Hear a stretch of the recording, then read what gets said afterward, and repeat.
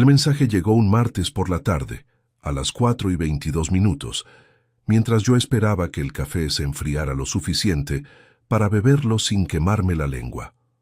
Un martes sin nada especial, el tipo de tarde que uno no recuerda al día siguiente. Mi teléfono vibró sobre la mesa de la cocina, encima de los papeles que llevaba 3 días sin ordenar, y lo giré con el mismo gesto mecánico de siempre. Era Natalia. Y las palabras que leí en esa pantalla me dejaron con la taza en la mano, el café intacto, y algo que tardé varios segundos en identificar como el sonido de mi propia respiración deteniéndose. Por favor, no vengas a la boda. Nos avergüenzas. 6 palabras. Sin punto final. Sin explicación. Sin el mínimo rastro de la niña que alguna vez me abrazó en un aeropuerto llorando porque había pasado 3 semanas fuera por trabajo, y ella tenía 9 años y me había echado de menos con esa intensidad que solo tienen los niños cuando todavía creen que sus padres son irreemplazables. Leí el mensaje 3 veces, la primera para entender las palabras, la segunda para buscar algo que me hubiera perdido, un tono diferente, una ironía, cualquier cosa que cambiara el significado de lo que estaba escrito. La tercera vez, solo para confirmar que no había nada más que lo que había. Antes de continuar, suscríbete al canal, activa la campanita porque todos los días tenemos nuevas historias, deja tu like y cuéntanos en los comentarios desde qué ciudad nos estás viendo. Soy Rodrigo Valverde Medina. Tengo 53 años. Fui auditor fiscal durante 24 años en Valladolid, el tipo de trabajo que no impresiona en las cenas, pero que te enseña a leer lo que no está escrito, a ver la diferencia entre lo que alguien dice y lo que los números confirman, a mantener la cabeza fría cuando todo lo demás pide que pierdas la compostura. Y esa tarde, con el teléfono en la mano y el mensaje de mi hija en la pantalla, necesité cada uno de esos 24 años de entrenamiento para no hacer lo que me pedía el cuerpo, que era llamarla de inmediato y preguntarle qué había hecho yo para merecer eso. No la llamé. Dejé el teléfono sobre la mesa con la pantalla hacia abajo. Bebí el café, que ya estaba frío, y me quedé sentado en esa cocina durante 40 minutos exactos, mirando la mancha de humedad en la esquina del techo que llevaba meses prometiéndome arreglar, pensando en el tipo de hombre que yo había sido durante los últimos 6 años y en el tipo de hombre que iba a ser a partir de aquel martes. Lo que voy a contarles es lo que ocurrió entre ese mensaje y el día en que me senté en la última fila de una parroquia de Madrid, de traje, solo, sin haber sido invitado. Lo que ocurrió antes, lo que descubrí, lo que decidí y lo que pasó cuando la ceremonia se detuvo antes de llegar al registro civil y el salón entero contuvo la respiración. Pero para entender todo eso, necesitan saber quién era yo antes de aquella tarde, quién era Natalia, y quién era el hombre con quien mi hija iba a casarse sin saber que estaba construyendo su vida sobre una mentira que yo ya había empezado a destejer. Nací en Valladolid en el otoño de 1970, el segundo hijo de un hombre que trabajaba en la fábrica de Renault y de una mujer que llevaba la contabilidad de la ferretería familiar con un cuaderno de tapa dura y un lápiz del número 2 que afilaba cada mañana antes de desayunar. De mi madre aprendí que los números no mienten si sabes cómo preguntarles. De mi padre aprendí que el trabajo no es un castigo, sino la forma más honesta que tiene un hombre de decir lo que vale. Estudié económicas en la Universidad de Valladolid, en una época en que los apuntes se hacían a mano y las fotocopias se compartían entre 5 porque nadie tenía dinero para sacarlas todas. Me licencié en junio de 1994, con el país todavía sacudiéndose los efectos de la crisis del 92, y me incorporé a la agencia tributaria 16 meses después, tras superar unas oposiciones para las que estudié durante un año completo, levantándome a las 5:30 de la mañana y acostándome pasada la medianoche. Recuerdo que el día que me llegó la carta de resolución favorable, la leí de pie en el pasillo de casa, con el abrigo puesto todavía, y no se lo dije a nadie hasta que terminé de leerla 4 veces. No cuento esto para que nadie me aplauda. Lo cuento porque es importante entender de dónde viene la forma en que pienso. Cuando llevas casi un cuarto de siglo auditando cuentas, revisando declaraciones, identificando inconsistencias que la mayoría de la gente ni siquiera sabría reconocer. Desarrollas un tipo de atención que no se apaga cuando sales de la oficina. No es desconfianza, es precisión. Es el hábito de mirar 2 veces lo que a primera vista parece correcto. Ese hábito, que tantas veces me hizo llegar tarde a cenas y perderme conversaciones que merecían más de mí, fue exactamente lo que cambió el curso de esta historia. Me casé con Carmen Ortega Fuentes en septiembre de 1998. Éramos 2 personas razonablemente compatibles que compartían la misma idea de lo que debía ser una vida: estabilidad, trabajo, una casa propia, hijos criados con valores claros. No fue un matrimonio apasionado ni extraordinario, pero fue honesto durante muchos años. Carmen era profesora de primaria, paciente con los niños del colegio y considerablemente menos paciente con los adultos de su vida, y yo era el tipo de marido que llegaba a casa a las 9 de la noche, con la cabeza todavía en los expedientes, y respondía con monosílabos a preguntas que merecían respuestas completas. Eso también lo reconozco sin que nadie me lo exija. Fui un marido ausente en los años en que más importaba estar. Prioricé la estabilidad material sobre las conversaciones difíciles, y cuando Carmen y yo dejamos de hablarnos de verdad, tardé demasiado en reconocerlo, y todavía más en hacer algo al respecto. No fue culpa de uno solo, pero parte fue mía y esa parte la cargo sin necesidad de repartirla. Natalia nació en el año 2000. Fue hija única, porque después de ella los médicos le recomendaron a Carmen que no volviera a intentarlo por razones médicas que no vienen al caso aquí. La quisimos con la intensidad que se quiere a la única. Le dimos todo lo que pudimos darle, y algunas cosas que probablemente no deberíamos haber dado, porque haberlas ganado ella misma le habría venido mejor. Hubo cenas de cumpleaños a las que llegué tarde o no llegué. Hubo una función de fin de curso a la que no pude ir, porque tenía una auditoría que no podía postergarse, y que recuerdo haber priorizado con la seguridad de quien cree que las funciones escolares siempre se pueden ver en otro momento. Natalia actuaba de árbol en una obra sobre el medio ambiente. Era el único árbol de la obra. Me lo contó su madre al día siguiente con una frialdad que no era reproche, sino algo peor: resignación. Lo que no cubrí fue lo que no tiene precio en el extracto bancario. El divorcio llegó en el año 2018. Fue un proceso largo y silencioso, como suelen ser los divorcios de 2 personas que ya no tienen energía para pelearse y solo quieren que termine. Carmen y yo habíamos dejado de ser pareja mucho antes de que un juez lo certificara. No hubo gritos, no hubo escenas. Hubo una conversación un domingo por la mañana, en la cocina, con el café todavía sin hacer, y una semana después empecé a buscar piso. Natalia tenía 18 años. No 16, no 14, 18. Era suficientemente adulta para entender que los matrimonios no terminan por capricho ni por cobardía. Pero eligió no entenderlo así. Eligió ver en mi marcha lo que le resultaba más sencillo de procesar: que yo había abandonado a su madre y por extensión a ella. A mí me siento así. La primera Navidad después del divorcio fui a recogerla para la cena del 24, como habíamos acordado Carmen y yo, y Natalia bajó a la puerta del edificio con el abrigo puesto y me dijo, sin mirarme directamente a los ojos, que prefería quedarse con su madre, que ya me vería en otro momento. Ese otro momento tardó 4 meses en llegar. Durante los años siguientes, la relación fue exactamente eso, una relación de otro momento. Nos veíamos cuando ella no tenía plan mejor. Hablábamos por teléfono cuando ella necesitaba algo, y yo se lo daba porque era su padre y porque pensaba, con la ingenuidad de quien no quiere ver lo que tiene delante, que el dinero era una forma de mantener el vínculo hasta que llegara el momento en que ella estuviera lista para tener una conversación real. Ese momento nunca llegó. Pagué su primer año de alquiler en Madrid cuando empezó el grado universitario.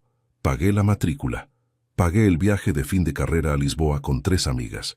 Cuando terminó la carrera en el año 2022, le transferí 3.000 euros para que tuviera margen mientras encontraba trabajo. Ella me mandó un mensaje de agradecimiento de 2 líneas. No volvió a llamar hasta el mes siguiente, cuando necesitaba que le avalara un contrato de alquiler nuevo. No digo esto con amargura, lo digo porque es la verdad, y porque la verdad es la única moneda que tiene valor en esta historia. Conocí a Marcos Ibáñez Soler por primera vez en un almuerzo que Natalia organizó en Madrid, en la primavera del año 2023. Él tenía 31 años en aquel entonces, era alto, vestía bien y hablaba con la seguridad de quien está acostumbrado a ser el más interesante de la sala. Me dio la mano con firmeza.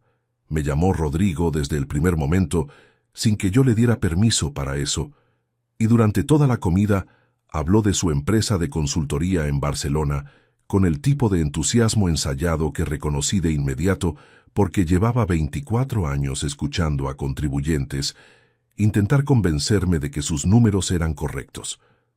No dije nada esa tarde. Volví a Valladolid en el tren de las 7:15, con el andén todavía húmedo de una lluvia fina que había caído toda la tarde, y anoté en el bloc de papel que siempre llevo en el bolsillo interior de la chaqueta 3 cosas que Marcos había dicho durante la comida y que no terminaban de encajar. Una fecha, un nombre de socio mencionado de pasada, una cifra de facturación que no correspondía con lo que describía como volumen de negocio. No eran pruebas, ni siquiera eran sospechas formadas. Eran preguntas, y un auditor que lleva 24 años en esto sabe que las preguntas sin respuesta siempre tienen una razón para no tenerla. Guardé el bloc en el cajón de la mesita de noche esa noche. No volví a abrirlo durante semanas. Natalia parecía feliz. El mundo seguía su curso. Hasta el martes en que el teléfono vibró, el café se enfrió y mi hija me pidió con 6 palabras que desapareciera del día más importante de su vida. Fui al armario. Descolgué el traje gris de la capa de plástico donde había estado guardado 2 años. Lo cepillé despacio con el cepillo de ropa que compré con mi primer sueldo de la agencia, porque mi padre me dijo que un traje bien cuidado dice más de un hombre que el precio que pagó por él. Me senté en el borde de la cama con el traje en el regazo y miré por la ventana el cielo de Valladolid que empezaba a ponerse naranja. No iba a responder el mensaje, iba a ir. Hay una fotografía que estuve mirando muchos años seguidos sin verla de verdad. Está enmarcada en la pared del pasillo, entre el perchero y la puerta del cuarto de baño, en un sitio donde la luz no le da bien y el cristal acumula una capa fina de polvo que nunca termino de limpiar del todo. En ella aparezco yo con 34 años, delante de la casa que compramos en el barrio de Las Delicias, con Natalia en brazos. Ella tiene 3 años y lleva una chaqueta roja con botones de madera que Carmen le había comprado en el mercado de Navidad. Yo llevo el pelo más oscuro, la mandíbula sin la tensión que vino después, y una expresión que no sé si llamar felicidad o simplemente la cara de un hombre que en ese momento no tenía ninguna razón para estar en guardia. Durante mucho tiempo, esa fotografía fue solo decoración de pasillo, una imagen más de las que se ponen en las paredes porque el espacio lo pide. La noche después de recibir el mensaje de Natalia, al volver del armario con el traje en el brazo, me detuve delante de ella por primera vez en años. La estuve mirando un rato largo, de pie en el pasillo, con la lámpara del techo zumbando levemente, como lleva haciendo desde que le cambié la bombilla en invierno. Y lo que sentí no fue nostalgia, fue algo más quieto y más difícil de nombrar. El reconocimiento de que ese hombre de la foto y el hombre que sostenía el traje gris en aquel pasillo eran la misma persona, y que entre los dos había una distancia que no se medía en años, sino en elecciones. Quiero contarles cómo era el mundo antes de que todo esto empezara. No para buscar su lástima, sino porque sin ese mundo, lo que viene después no tiene el peso que merece. Los años 90 en Valladolid tenían un ritmo que a la gente joven le cuesta imaginar hoy. No había móvil en el bolsillo que interrumpiera cada pensamiento. Las conversaciones eran largas o no eran. Las esperas se hacían en silencio o leyendo el periódico doblado. Cuando entré a trabajar en la agencia tributaria a finales del 95, El ordenador de mi mesa era un modelo que tardaba 4 minutos en arrancar y en el que los archivos se guardaban en disquetes que había que etiquetar a mano con un rotulador de punta fina. Mi jefe de sección, un hombre llamado don Augusto, todavía dictaba algunos informes a una funcionaria que los transcribía en máquina eléctrica. La primera vez que usé una hoja de cálculo de verdad fue en el 97, en un curso de formación interna al que fuimos 4 compañeros en tren desde Valladolid a Burgos en un martes de enero con niebla cerrada. Cuento esto no como ejercicio de melancolía, sino porque esa era la textura del mundo en que construí mi vida profesional. Un mundo donde las cosas se verificaban con tiempo y con papel, donde la atención era el único instrumento disponible y donde equivocarse en un expediente no tenía tecla de deshacer. Carmen y yo nos conocimos en el año 96 en una cena de compañeros de trabajo de su hermano, que era entonces colega mío. Ella había llegado desde Salamanca 2 años antes para hacer la oposición de magisterio y estaba esperando destino. Era directa, poco dada a los rodeos, con un sentido del humor seco que me resultó inmediatamente más interesante que cualquier conversación que hubiera tenido en los meses anteriores. Nos vimos 4 veces en el siguiente mes. A la quinta le pregunté si quería que siguiéramos viéndonos de manera más formal, y ella me dijo que llevaba 3 semanas preguntándose cuánto iba a tardar yo en plantear esa pregunta. Nos casamos en septiembre del 98, en la iglesia de la Vera Cruz, con 86 invitados y una tarta de 3 pisos que Carmen eligió sola porque yo me había declarado incompetente en materia de pasteles nupciales. La luna de miel fue una semana en Galicia, en una casa rural cerca de la costa, con lluvia casi todos los días y una chimenea que funcionaba mal y que nos hizo pasar más tiempo del previsto dentro de la casa, lo cual, en aquel momento, no le importó a ninguno de los dos. Los primeros años fueron buenos. Lo digo sin trampa. Carmen era ordenada con el dinero, seria en su trabajo, y tenía la virtud de decirme las cosas a la cara sin adornarlas, que es algo que yo siempre he valorado más de lo que supe demostrar. Yo aportaba un sueldo estable, llegaba a casa a cenar la mayoría de las noches, y creía que eso era suficiente. En aquella época todavía creía que la estabilidad era lo mismo que la presencia. Natalia nació el 12 de abril del año 2000, un miércoles por la madrugada, después de 14 horas de parto que yo pasé en los pasillos del hospital bebiendo café de máquina y leyendo el mismo artículo del periódico 3 veces sin retener una sola línea.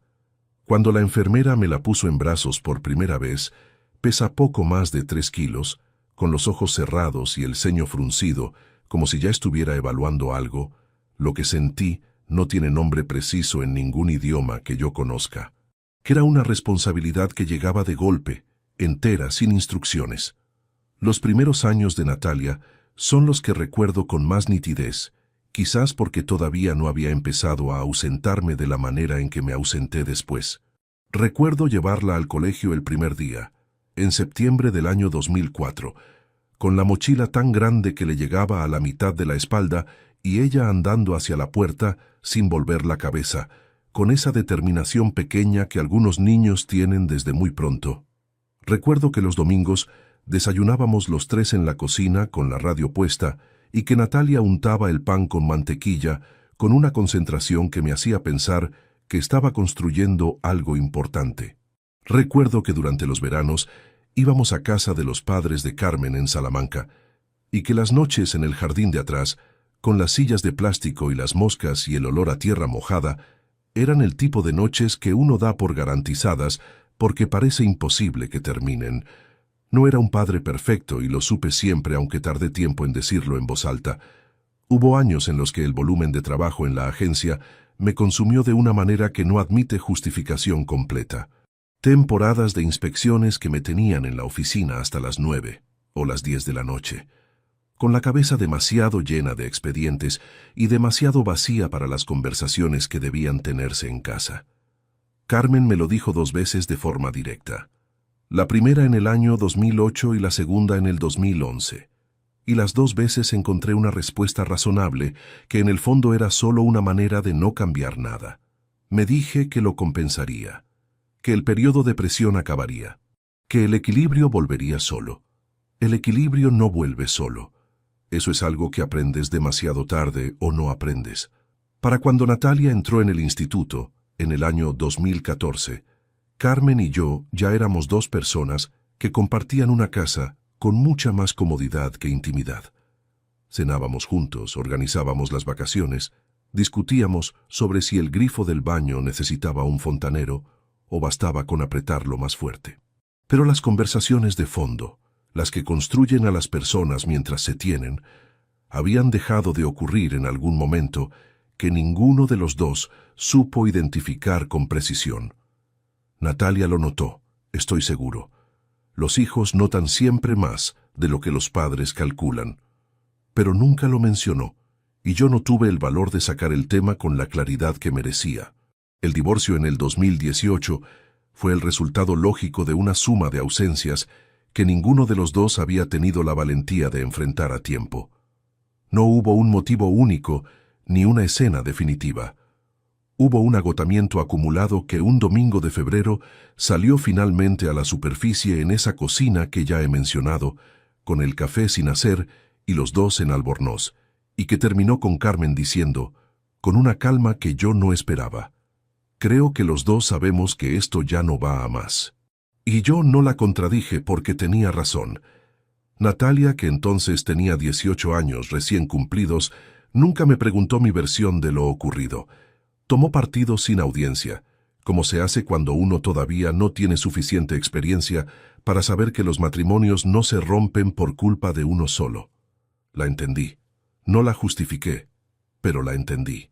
Lo que no entendí hasta mucho después fue que ella había construido una narrativa en la que yo era el responsable de todo lo que se había roto, y que esa narrativa le resultaba más cómoda que la verdad más complicada y menos ordenada de lo que había ocurrido realmente. Porque la verdad más complicada exigía que ella también revisara cosas que no quería revisar, y eso requiere un tipo de madurez que a los 18 años casi nadie tiene todavía. Durante los 6 años siguientes, me convertí en una figura funcional en su vida. Existía cuando era útil, desaparecía cuando no hacía falta. Las llamadas se espaciaron de forma tan gradual que resultaba difícil señalar el momento exacto en que dejaron de ser habituales y empezaron a ser excepcionales. Yo lo permitía porque pensaba que era temporal, porque me decía que el tiempo arregla lo que las conversaciones no logran. Otro error de cálculo en una lista que fui construyendo sin darme cuenta. El almuerzo de la primavera del 2023, cuando Natalia nos reunió en Madrid para presentar a Marcos de manera formal, fue la primera vez que la vi en 5 meses. Llegué media hora antes a la dirección que ella me había mandado por mensaje. Me senté en una mesa al fondo y pedí agua mientras esperaba. Cuando entraron juntos por la puerta, lo primero que noté fue que Natalia caminaba de una manera distinta a como la recordaba. Con más seguridad, o con lo que a veces se confunde con seguridad, y que en realidad es la postura de alguien que ha decidido que ya no necesita justificarse ante nadie. Se sentó, me dio 2 besos sin detenerse, y dijo: «Este es Marcos». Marcos me extendió la mano con una firmeza calculada, de las que se practican. Me miró directo a los ojos 2 segundos más de lo natural, el tiempo justo para transmitir confianza, sin que resultara evidente que era un gesto estudiado. Y sonrió con la mitad derecha de la cara un poco más que con la izquierda, lo cual no significa nada por sí solo, pero que yo anoté en algún lugar de la memoria donde se guardan las cosas que todavía no tienen categoría. La comida duró casi 2 horas. Marcos habló la mayor parte del tiempo, lo cual tampoco es significativo en sí mismo, pero habló de una manera que me fue dejando un pozo difuso de incomodidad que no supe formular hasta el trayecto de vuelta en tren. Habló de su empresa en Barcelona, del sector de la consultoría, de proyectos en los que estaba trabajando con nombres de empresas lo suficientemente genéricos para no poder verificarlos, de socios con nombres mencionados una sola vez y nunca repetidos. Natalia lo miraba mientras hablaba con una expresión que reconocí de cuando era pequeña, y alguien le contaba algo que quería creer a toda costa. En un momento dado, hacia el final de la comida, Marcos dijo una fecha. la fecha en que había fundado la empresa, y algo en esa fecha no cerró con la edad que él mismo había mencionado 40 minutos antes como el año en que había terminado la carrera. No dije nada. Cogí el último trozo de pan de la cesta, lo partí por la mitad y seguí escuchando. 2 horas después, en el tren de regreso a Valladolid, con la oscuridad del campo castellano pasando al otro lado del cristal y el vagón casi vacío a esa hora, saqué el bloc del bolsillo interior de la chaqueta y anoté 3 líneas. La fecha que no cuadraba. El nombre del socio que no volvió a aparecer en ningún momento de la conversación. Y una dirección fiscal en Barcelona, que él había mencionado de pasada al describir las oficinas, y que tenía un detalle geográfico que no correspondía con el barrio que nombraba. Guardé el bloc. Apoyé la cabeza en el respaldo y cerré los ojos. El tren llegó a Valladolid a las 10:15 de la noche. Esa noche dormí sin problemas, porque todavía no sabía lo que sabría semanas después. Pero el bloc seguía en el cajón. Y los números anotados en él no iban a desaparecer solos. Hay una diferencia entre sospechar y saber, y esa diferencia es más grande de lo que la mayoría de la gente imagina. Sospechar es incómodo pero tolerable. La sospecha vive en el terreno de lo posible, y mientras permanece ahí, uno puede seguir con sus días sin que le exija demasiado. Saber es otra cosa. Saber ocupa espacio, requiere decisiones, y una vez que entra, no tiene salida voluntaria. Durante las semanas que siguieron al almuerzo en Madrid, yo vivía todavía en el territorio de la sospecha. El bloc seguía en el cajón. Las 3 líneas anotadas seguían siendo preguntas sin respuesta, y las preguntas sin respuesta pueden ignorarse mientras no tienen confirmación. Septiembre del 2023 llegó con el calor tardío que a veces se queda en Castilla, hasta bien entrado el mes, y que ese año hizo que las tardes siguieran siendo largas y pesadas cuando ya debían haber empezado a enfriarse. Yo había retomado la rutina que me había construido desde que me prejubilé 2 años antes. Las mañanas dedicadas a algunos trabajos de asesoría fiscal que hacía por cuenta propia para mantener la mente activa, las tardes más libres, las noches con un libro o con el telediario según el nivel de energía que tuviera. Natalia había llamado en agosto una vez para decirme que la boda estaba ya en proceso de organización y que sería en primavera. La conversación duró 9 minutos. Me informó más que me incluyó, con esa manera suya de comunicar las cosas importantes como si fueran notas de agenda. Respondí con el tono adecuado, le pregunté si necesitaba algo, me dijo que no por el momento, y la llamada terminó con la misma eficiencia con que había empezado. Colgué el teléfono y me quedé mirando el aparato sobre la mesa unos segundos, como si esperara que sonara de nuevo con algo diferente. No sonó. Lo que llegó a cambiar el curso de todo no fue una llamada. Fue un mensaje en el grupo familiar de WhatsApp que Natalia había creado 3 años antes y que normalmente servía para felicitaciones de cumpleaños y fotografías de comidas. El grupo se llamaba Familia, con un punto, y se componía de Natalia, Carmen y yo, lo cual ya de por sí era una construcción un poco artificiosa del concepto de familia, pero nadie lo había mencionado nunca. El mensaje llegó un viernes por la mañana, a las 11:43. Natalia escribió: «Os mando los datos de la empresa de Marcos para que los tengáis, de cara a lo que podáis necesitar para la boda». Debajo había un archivo adjunto en formato PDF.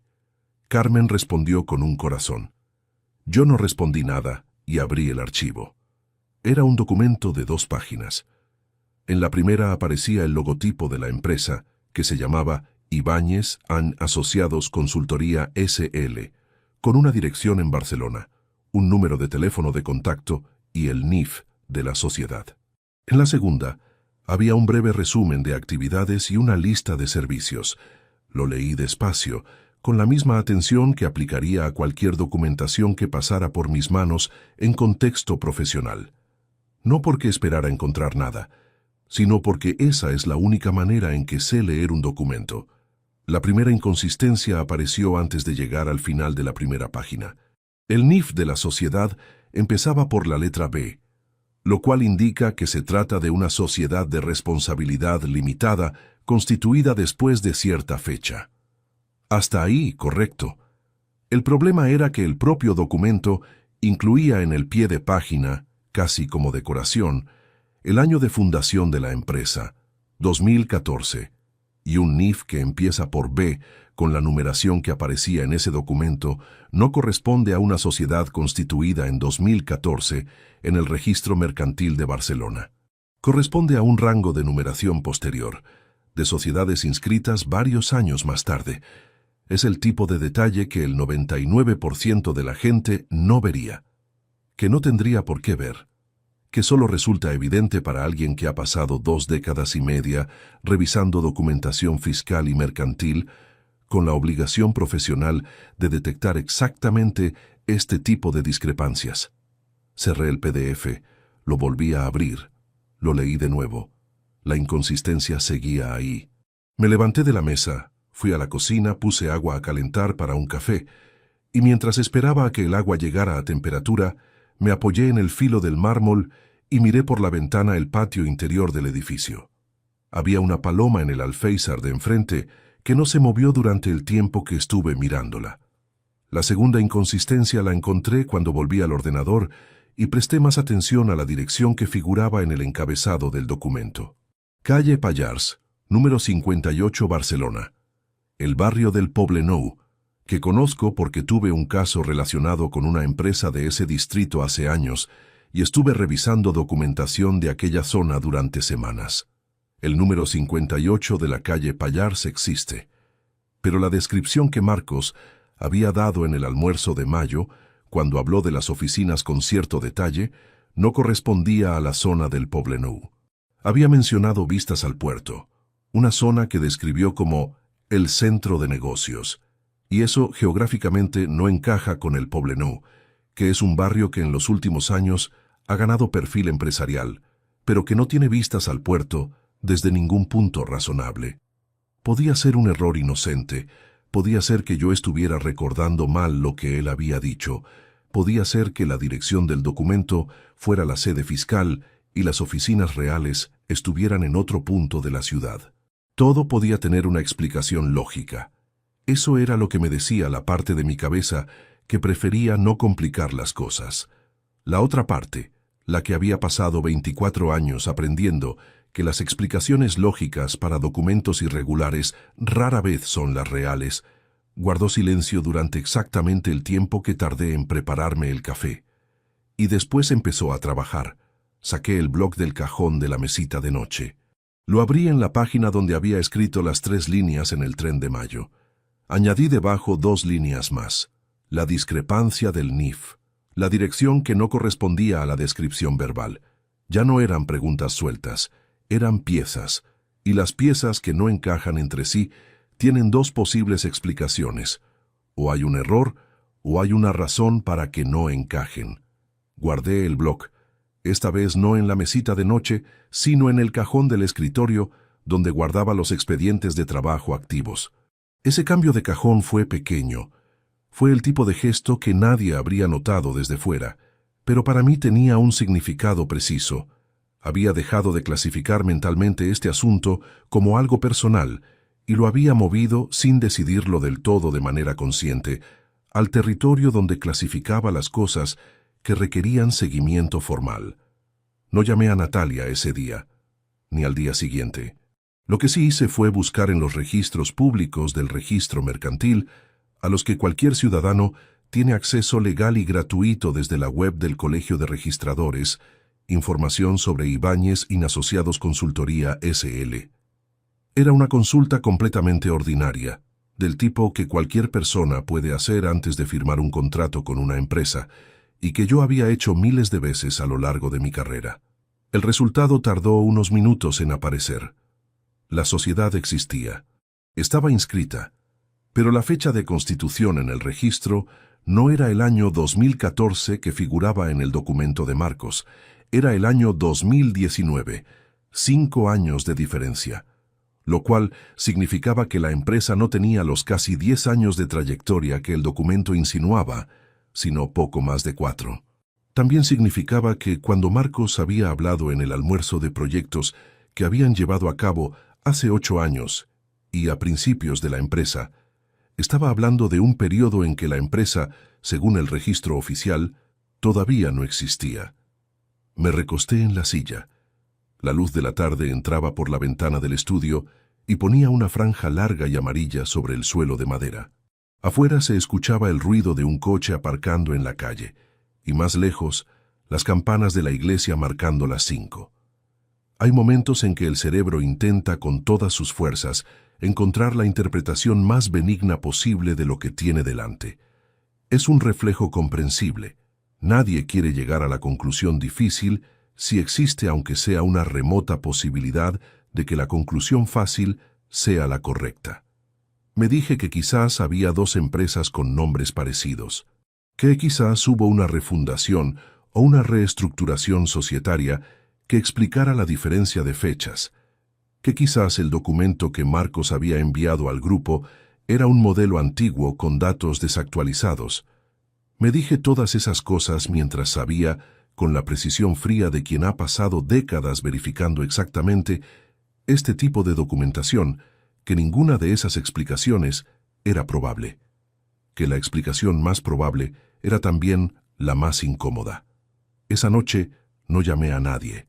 Cené solo, como casi todas las noches, con las noticias de fondo y el plato sobre la mesa del salón. Después recogí, friegué el plato y me senté en el sillón con un libro que llevaba una semana intentando terminar y del que no fui capaz de retener una sola línea durante la hora que estuve con él abierto en las manos. A las 11:30 de la noche apagué la luz y me quedé un buen rato en la oscuridad del dormitorio, mirando el techo, con los brazos cruzados sobre el pecho y el sonido del edificio asentándose alrededor. No era todavía una certeza. Era algo que se instalaba con la lentitud de las cosas que uno no quiere terminar de admitir. La clase de incomodidad que no tiene forma definida, pero que ocupa el espacio de manera inequívoca, como el olor a humedad en una habitación cerrada. Está ahí antes de que uno sepa exactamente de dónde viene. En algún momento de esa noche decidí, sin formularlo como decisión, que necesitaba saber más. No para hacer nada todavía, no para actuar, sino porque hay una clase de incertidumbre que un hombre como yo no sabe habitar sin intentar resolverla. Porque los datos incompletos, en mi experiencia, nunca se quedan quietos. Crecen, y cuanto más tarde se miran de frente, más espacio han ocupado mientras tanto. Al día siguiente por la mañana, mientras el café se hacía, busqué en el teléfono el número de Esteban Carrasco. No lo llamé todavía, pero lo tuve en la pantalla durante un buen rato, con el dedo a un par de centímetros de la pantalla, mientras el café terminaba de hacerse y el olor llenaba la cocina, y afuera empezaba uno de esos días de octubre en que el cielo de Valladolid es tan azul y tan despejado que resulta casi agresivo. Lo que guardé en el cajón del escritorio ya no eran preguntas. Era el principio de algo que todavía no tenía nombre, pero que sabía, con la certeza acumulada de un cuarto de siglo, leyendo lo que los documentos no dicen en voz alta, que iba a necesitar un nombre antes de que terminara el otoño.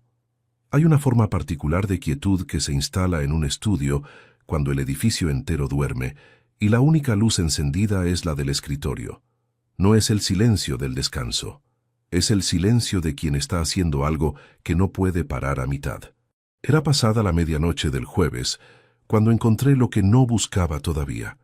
Habían pasado 4 días desde que guardé el número de Esteban en la pantalla sin llamarlo. 4 días de trabajo de asesoría por las mañanas, de tardes que fingían normalidad, de noches en que me iba a la cama con la intención de dormir y permanecía con los ojos abiertos en la oscuridad más tiempo del razonable. El bloc del cajón del escritorio pesaba más de lo que pesaba físicamente. Esa es la mejor manera que tengo de describir lo que se siente cuando uno tiene información incompleta sobre algo que importa demasiado para dejarlo estar. El jueves por la noche, a las 10:30, me senté delante del ordenador con la intención inicial de revisar unos documentos de un cliente de asesoría que necesitaban estar listos para el viernes. Los revisé, los ordené, los guardé, y cuando terminé, en lugar de apagar el ordenador, abrí una ventana nueva del navegador. Lo que hice a continuación era perfectamente legal. Conviene decirlo con claridad, porque lo que encontré puede llevar a pensar que hice algo que no hice. Existen en España varios registros públicos de acceso libre: el registro mercantil, el registro de la propiedad con consultas limitadas, los edictos judiciales publicados en el Boletín Oficial del Estado y las bases de datos de procedimientos judiciales que han derivado en autos con publicidad oficial. Son herramientas que cualquier persona puede consultar. Que yo las manejara con más eficiencia que la media no cambiaba su naturaleza. Empecé por el nombre completo: Marcos Ibáñez Soler. Fecha de nacimiento aproximada: 1991, lo cual le daba 32 años en aquel momento. Lugar probable de residencia declarado: Barcelona. La búsqueda en el BOE de procedimientos judiciales con publicidad no devolvió resultados inmediatos con ese nombre exacto. Probé con variaciones. Probé con el NIF de la empresa. Probé con la dirección de la calle Pallars. Nada concluyente en esa primera búsqueda. Cambié el enfoque. En lugar de buscar por nombre, busqué por el NIF de la sociedad en el Registro Mercantil de Barcelona para obtener el historial completo de la empresa, no solo los datos básicos que había consultado días antes. El historial mercantil completo incluye los administradores registrados a lo largo del tiempo, los cambios de sede, las ampliaciones de capital y cualquier anotación que haya generado documentación oficial. El historial de Ibáñez Asociados Consultoría S.L. tenía 3 entradas. La primera era la constitución en 2019, con Marcos como administrador único y un capital social de 3.000 euros. La segunda era un cambio de domicilio social en 2021, de una dirección en el barrio de Gracia a la que constaba en el documento enviado al grupo familiar. La tercera entrada me detuvo. Era una anotación de 2022. Correspondía a una diligencia judicial de embargo preventivo sobre los activos de la sociedad, relacionada con un procedimiento de reclamación de cantidad instado por una persona física. El nombre de la demandante era público en el edicto: Lucía Ferrer Castán, 41 años en la fecha del procedimiento, domiciliada en Tarragona. El importe reclamado era de 47.000 euros. Me quedé mirando esa cifra durante un tiempo que no supe calcular. 47.000 euros es una cantidad que no surge de una transacción menor. Es el tipo de cifra que aparece en contratos de servicios profesionales relevantes, en acuerdos de inversión, en compromisos que alguien firmó creyendo que eran sólidos. El procedimiento constaba como archivado provisionalmente en la última actualización registrada, lo que en términos judiciales significa que la reclamación no había prosperado de manera definitiva, pero tampoco había sido resuelta con pago o sentencia firme. Estaba suspendida, viva pero paralizada, esperando que alguien la reactivara o dejándola caducar por inacción. Anoté el nombre, anoté el número de procedimiento, anoté la fecha. Seguí buscando. Lo que encontré 20 minutos después fue lo que cambió el peso de todo lo anterior de manera irreversible. En los edictos del Registro Civil de Málaga, accesibles con búsqueda pública por nombre cuando existe publicación oficial vinculada a un expediente, apareció una entrada correspondiente a un matrimonio civil celebrado en Málaga en el año 2016. El contrayente masculino: Marcos Ibáñez Soler. La contrayente: Sofía Delgado Ruano. No había ninguna entrada posterior de disolución de ese matrimonio. Me aparté del teclado. No lo hice con un gesto dramático. No empujé la silla hacia atrás ni me levanté de golpe. Simplemente dejé de escribir y puse las manos en el regazo, y me quedé mirando la pantalla con el mismo tipo de atención distante que se tiene cuando el cerebro necesita unos segundos para procesar algo que los ojos ya han registrado, pero que la mente todavía está decidiendo cómo clasificar. Marcos Ibáñez Soler estaba casado.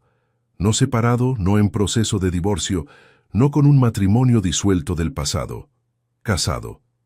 En el momento en que mi hija organizaba una boda con él, en el momento en que enviaba documentos al grupo familiar para incluirlo en los preparativos, Marcos tenía un matrimonio civil vigente con otra mujer, contraído en Málaga 8 años antes, que según los registros consultables, públicamente no había sido disuelto por ningún procedimiento legal.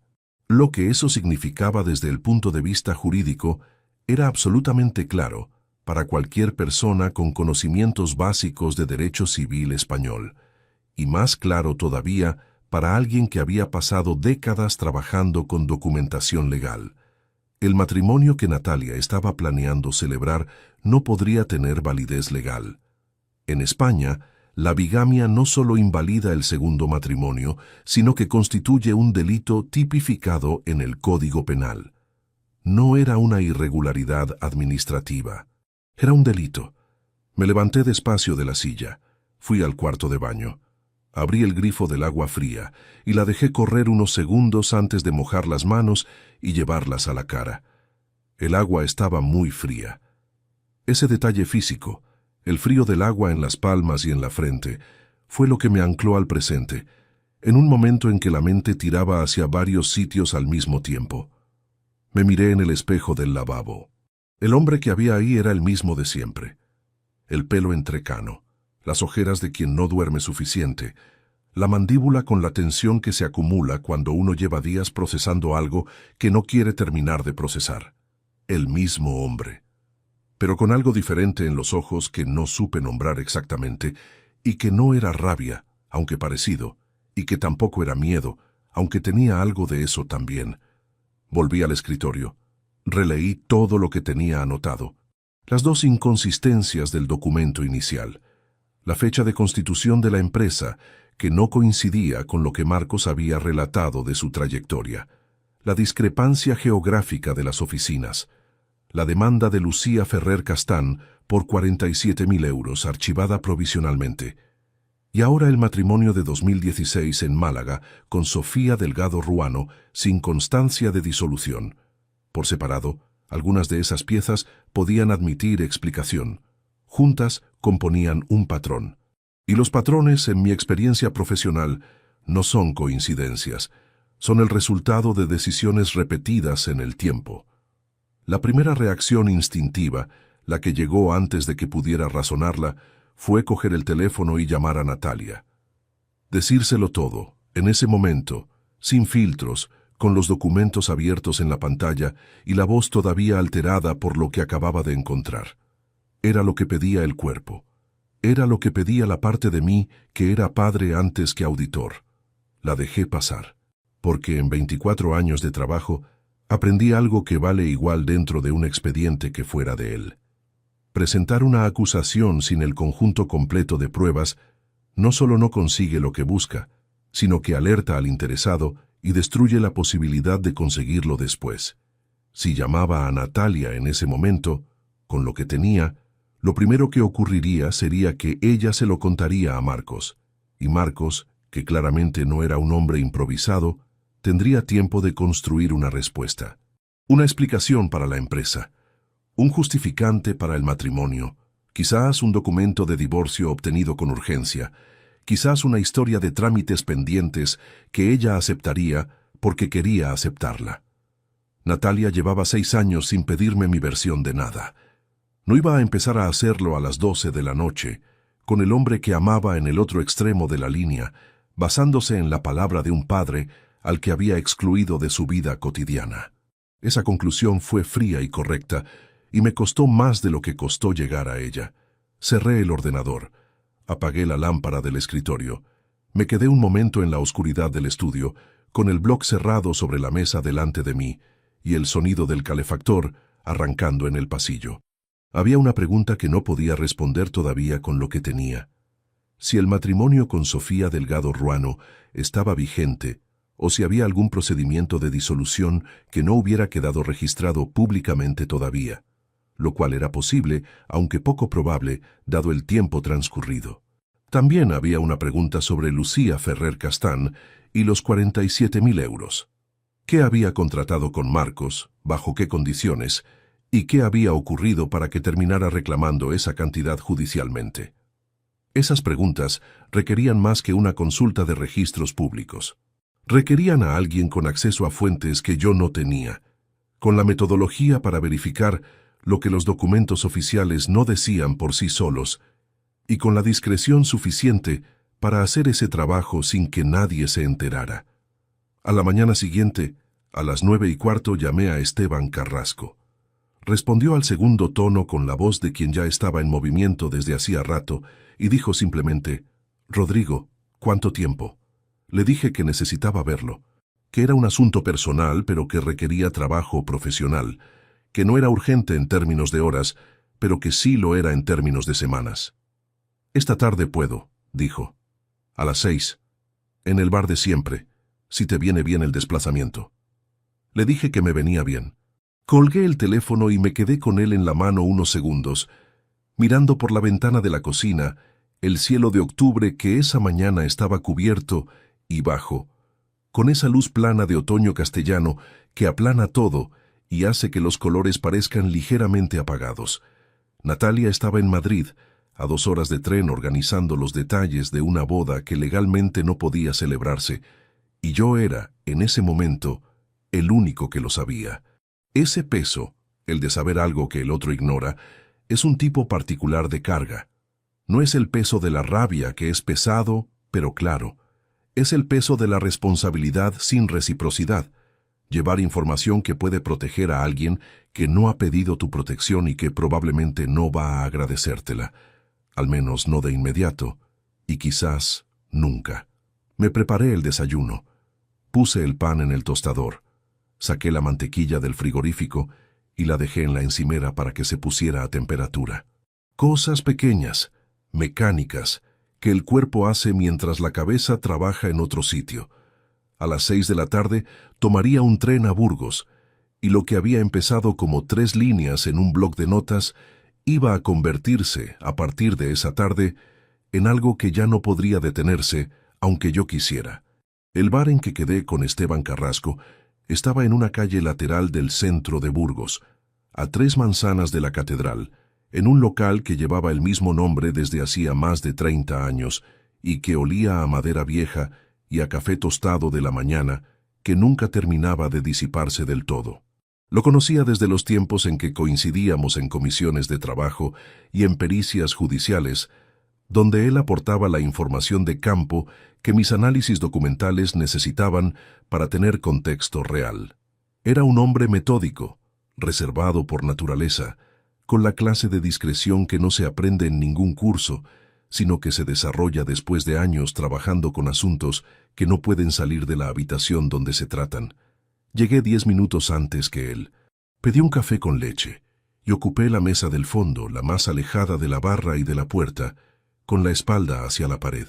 Costumbres de auditor. Siempre sentarse donde se ve todo, sin que nadie te vea de inmediato. Esteban entró puntual, con un abrigo marrón oscuro y un maletín de cuero que reconocí de la última vez que lo había visto, 4 o 5 años atrás. Se sentó enfrente, pidió agua sin gas, y me miró con esa paciencia suya, de quien no necesita que el otro empiece si no está listo. Le conté todo, con el orden y la precisión con que se expone un caso. Primero el contexto, después los hechos verificados, después las preguntas abiertas. Le mostré las anotaciones del blog, el historial mercantil que había imprimido esa mañana y el edicto del matrimonio en Málaga. Lo escuchó sin interrumpir, con los codos apoyados en la mesa y los dedos entrelazados delante de la boca, de la manera que tiene la gente que piensa mientras escucha, en lugar de preparar lo que va a decir a continuación. Cuando terminé, guardó silencio varios segundos. Luego dijo: «El matrimonio sin disolver es lo grave, lo demás es contexto». Le dije que sí, que era exactamente la jerarquía que yo había establecido. «¿Quieres solo confirmación o quieres el cuadro completo?» «El cuadro completo», le dije, porque si había una irregularidad documentada y pública, lo más probable era que no fuera la única. Acordamos los términos de su trabajo esa misma tarde: honorarios, plazo estimado y el nivel de detalle que necesitaba en el informe final. Esteban tenía acceso a fuentes que yo no manejaba, contactos en notarías de distintas provincias, relaciones con funcionarios de registros civiles que conocía de años de trabajo conjunto y la posibilidad de verificar de manera discreta si existía o no algún procedimiento de divorcio en curso entre Marcos Ibáñez Soler y Sofía Delgado Ruano, en cualquier juzgado de familia del país, algo que los registros públicos de acceso ordinario no podían confirmar con la misma fiabilidad. Me fui de Burgos en el tren de las 9 menos cuarto. El vagón estaba casi vacío y la noche fuera era cerrada y sin luna. Llevé el maletín en el regazo todo el trayecto, como si contuviera algo frágil, cuando en realidad solo contenía el blog y las impresiones que ya sabía de memoria. Durante las 3 semanas siguientes, viví una especie de normalidad construida. Mis mañanas de asesoría, las tardes largas de octubre que iban acortándose de forma perceptible, las llamadas ocasionales con mi hermano Félix, que vive en Zamora, y con quien hablo del campo y del tiempo y de los partidos de fútbol, con la comodidad de 2 personas que no necesitan decirse nada importante para mantener el vínculo. El grupo familiar de WhatsApp, que en ese periodo generó 3 mensajes, uno de Natalia sobre la elección del catering, uno de Carmen respondiendo con un comentario sobre los precios, y uno de Natalia confirmando la parroquia, San Agustín, en el barrio de Salamanca de Madrid, para el sábado 8 de marzo. Leí esos mensajes. No respondí ninguno. En la tercera semana de noviembre, Esteban me llamó un martes por la mañana y dijo que tenía el informe listo, que prefería entregármelo en persona. Quedamos 2 días después, esta vez en Valladolid. Vino él, que consideró más prudente que me desplazara yo lo menos posible durante el periodo de investigación activa para evitar cualquier coincidencia que pudiera alertar al interesado. Me trajo una carpeta de cartón beige tamaño folio, con las páginas interiores ordenadas por fecha y separadas con pestañas de color. La misma metodología que yo habría usado. Por eso nos entendíamos bien desde hacía 20 años. Me entregó la carpeta en la mesa del salón, con el café entre los dos y me dijo, «Es peor de lo que tenías». No lo dijo con dramatismo, lo dijo como se dice un dato. Abrí la carpeta y empecé a leer. El matrimonio civil entre Marcos Ibáñez Soler y Sofía Delgado Ruano, celebrado en Málaga el 14 de febrero de 2016, estaba vigente. No existía ningún expediente de divorcio iniciado en ningún juzgado de familia de España con esos titulares, ninguna sentencia de separación, ninguna medida cautelar solicitada. El matrimonio llevaba 8 años activo sin que ninguno de los 2 cónyuges hubiera iniciado trámite alguno de disolución. Lo que Marcos Ibáñez Soler estaba planeando con mi hija no era una boda, era un delito tipificado en el artículo 217 del Código Penal Español, con pena de prisión de entre 6 meses y 1 año, además de la nulidad automática del segundo matrimonio. Seguí leyendo. El caso de Lucía Ferrer Castán, la mujer de Tarragona que había reclamado 47.000 euros, tenía una historia detrás que Esteban había reconstruido con paciencia. Lucía había conocido a Marcos en 2020, durante el periodo de restricciones que obligó a mucha gente a refugiarse en el contacto digital. Habían mantenido una relación durante casi 1 año.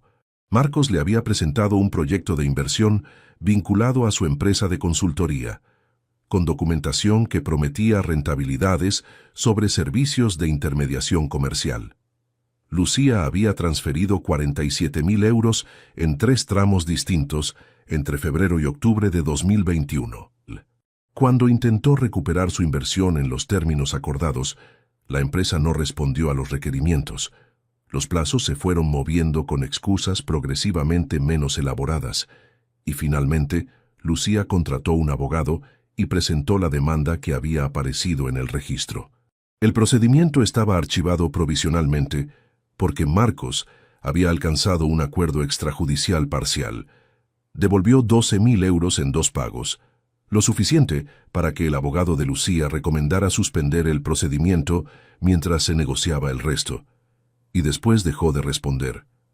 Los 35.000 euros restantes seguían sin aparecer. El expediente estaba técnicamente suspendido, pero no cerrado. Esteban había localizado además a otra mujer, esta en Zaragoza, que tenía una situación parecida aunque de menor cuantía. No había llegado a presentar denuncia formal, pero había un rastro de comunicaciones y de transferencias que Esteban había documentado con fuentes que prefirió no especificar en el informe escrito.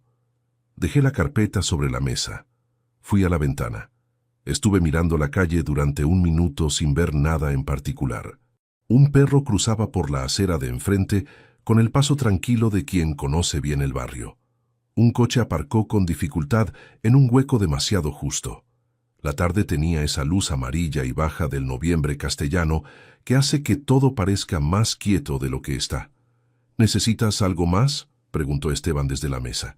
Le dije que no, que lo que tenía era suficiente y que era más que suficiente. Antes de irse, añadió una cosa.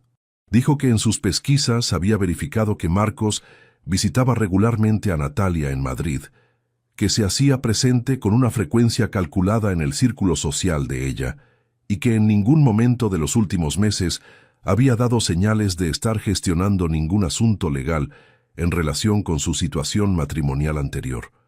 Ninguna cita en despacho de abogados especializado en derecho de familia, ningún contacto con Sofía Delgado Ruano que hubiera podido rastrear. «Se comporta como alguien que no espera que nadie mire», dijo Esteban al ponerse el abrigo. Eso fue lo que más me quedó de esa tarde. No los 47.000 euros de Lucía Ferrer Castán, no el artículo 217 del Código Penal, sino esa frase. Se comporta como alguien que no espera que nadie mire, porque eso era exactamente lo que había ocurrido durante meses.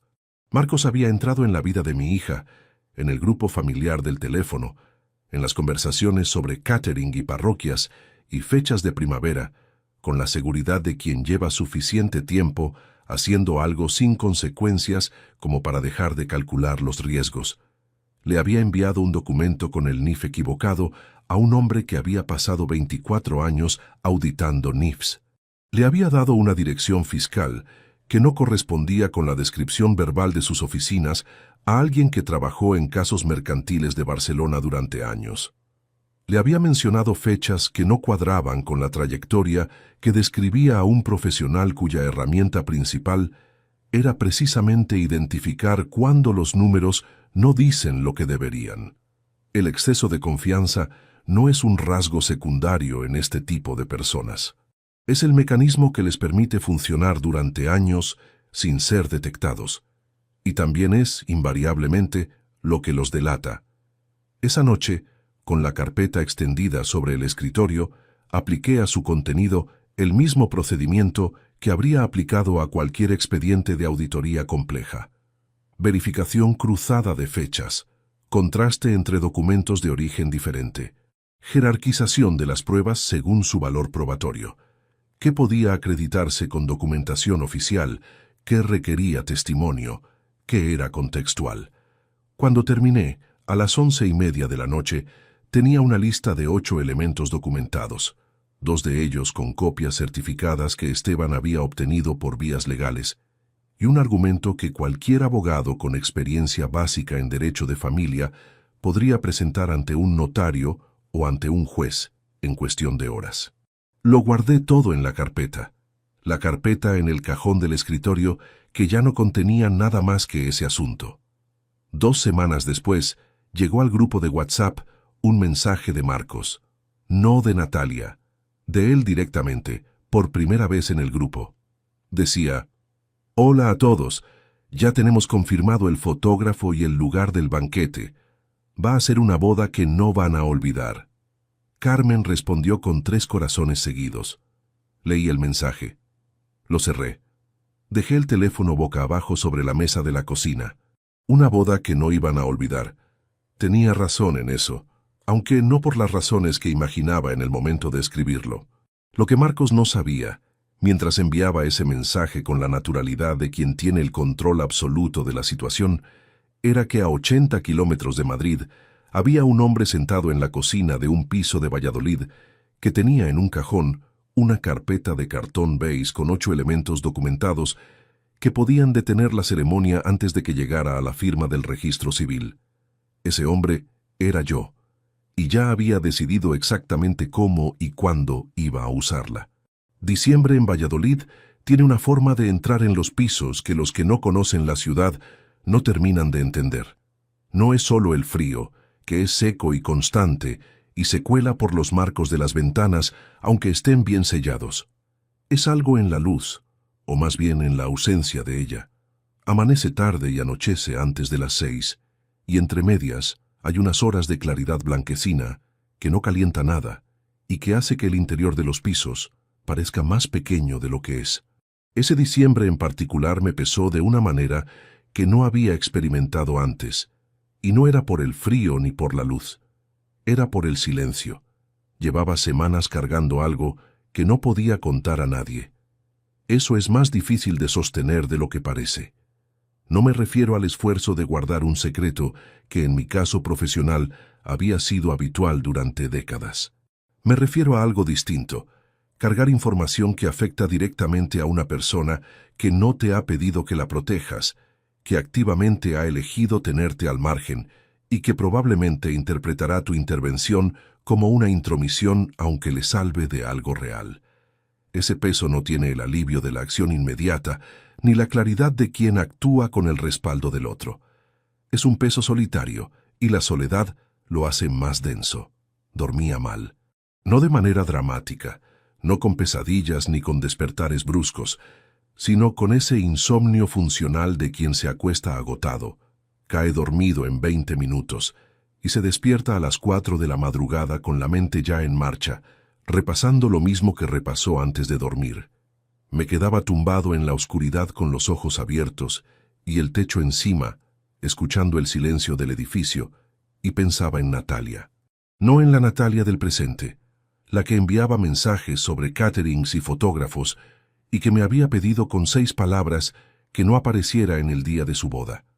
Pensaba en la de antes, en la niña de la chaqueta roja con botones de madera de la fotografía del pasillo, en la adolescente que un verano me pidió que le enseñara a usar el programa de contabilidad que tenía instalado en el ordenador del despacho porque quería entender de dónde venía el dinero que le dábamos para sus gastos y que estuvo sentada a mi lado durante 2 horas un sábado por la tarde, haciendo preguntas con una atención que me sorprendió. En la muchacha de 21 años que en el aeropuerto de Barajas, cuando yo volvía de una semana de formación en Bruselas, apareció sin previo aviso en la zona de llegadas, con un café en la mano, y dijo sin más explicación: «Se me ocurrió que igual tenías hambre después del vuelo». Ese recuerdo en particular, el del aeropuerto, me costaba más que los otros porque era reciente y porque había una versión de Natalia en él que no había desaparecido del todo, sino que se había ido cubriendo de capas de resentimiento y distancia hasta quedar invisible. Seguía estando ahí. Tenía que seguir estando, porque las personas no se transforman de esa manera sin dejar algo de lo que fueron debajo. Una noche de la segunda semana de diciembre, a las 4:25 de la madrugada, llegué al punto más bajo de todo el proceso. Estuve durante casi 1 hora considerando seriamente la posibilidad de no hacer nada, no de dejar pasar la boda, sino de coger el teléfono esa misma noche, llamar a Natalia y contárselo todo tal como lo sabía. El matrimonio de Málaga, la empresa con el NIF incorrecto, los 47.000 euros de Lucía Ferrer Castán en Tarragona. Sin estrategia, sin el momento elegido, sin la carpeta organizada. Solo la voz de su padre a las 4 de la mañana, diciéndole lo que había encontrado y dejando que ella decidiera qué hacer con ello. Me dije que quizás eso era lo correcto. Que quizás toda la arquitectura que había construido durante semanas, los tiempos calculados, la coordinación con Esteban, el plan para el día de la ceremonia, era en realidad mi manera de mantener el control sobre algo que me había herido de una forma que no había terminado de procesar, que quizás debía simplemente darle la información y retirarme, dejar que fuera ella quien actuara. Estuve con esa idea durante casi 1 hora. La examiné desde distintos ángulos, como se examina un argumento que tiene partes convincentes, pero que no termina de sostenerse. Y al final la descartó no la razón profesional, sino algo más elemental. Conocía a mi hija. Si la llamaba a las 4 de la mañana con esa información sin pruebas en mano, sin el respaldo de documentos certificados, sin la posibilidad de mostrarle físicamente lo que tenía. Lo que ocurriría no sería que ella lo verificaría. Lo que ocurriría era que llamaría a Marcos. Y Marcos, que llevaba años perfeccionando el arte de gestionar situaciones comprometidas con la calma de quien ha pasado por ellas antes, tendría una respuesta. Y esa respuesta llegaría antes que cualquier verificación que Natalia pudiera hacer por su cuenta. La llamada de las 4 de la mañana sin documentación no salvaría a mi hija. Le daría a Marcos una ventaja que yo llevaría semanas trabajando para eliminar.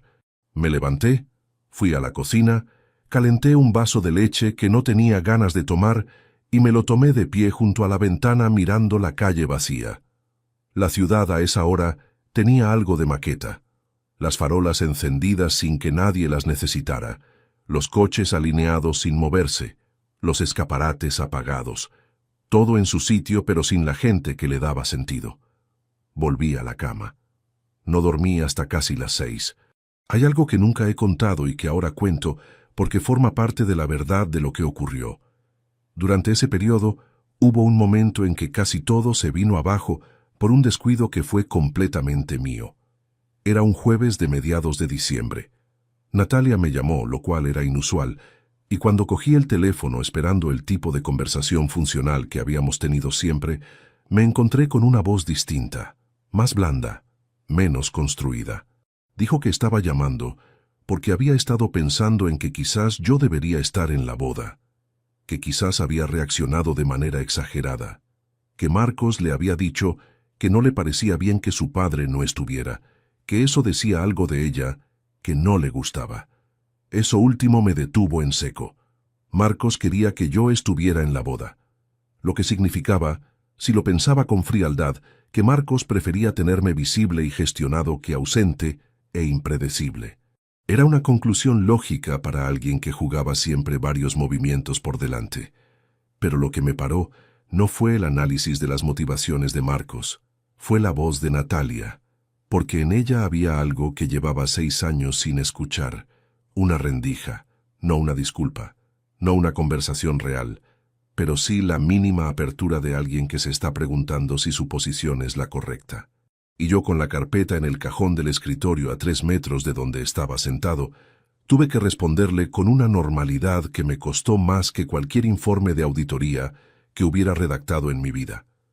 Le dije que lo valoraba, que ya veríamos, que lo importante era que ella estuviera bien.